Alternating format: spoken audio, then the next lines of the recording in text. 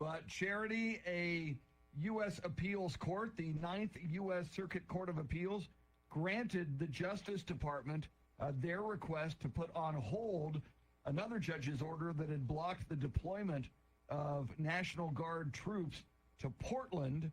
And now this Ninth Circuit Court rules that the president can send National Guard troops into Portland, Oregon. So this is certainly a victory for the president. Yeah, I mean, you think back at the deadly shooting that we saw at that Dallas ICE detention center. I mean, that's proof in itself that ICE agents and ICE facilities are under attack. And that's why the Trump administration feels the need to deploy the National Guard to cities like Portland, even though local leadership there claims it's not needed. Yeah, it's not needed, but if you see what's going on there, it's definitely needed. And by the way, with the bounties that have been put on these ICE agents' head, don't you think they need a little bit of support, some sort of, help?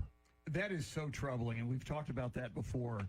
These people out there putting bounties on the heads of ICE agents. We need to use the full force of the U.S. military, U.S. law enforcement, whatever it takes.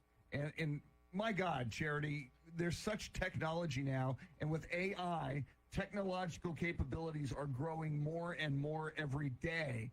To track down someone who does something as despicable as put a bounty on an ICE agent's head, we got to take these people out and make an example of them as a deterrent for future people who might be thinking about this. Yeah, and prosecute to the fullest extent of the law. No low bonds for these types of offenders. And, President Trump, this is obviously a huge win for his administration, this ruling by this appeals court. But he's said that he would consider invoking the Insurrection Act, which could lead to actually military troops being deployed to U.S. cities. And here's what I don't understand about these cities that don't want the help, especially the ones that have a major crime problem like they do in Portland. Why wouldn't you want help to keep your citizens safe instead of, I don't want any help because he's Republican and I'm Democrat?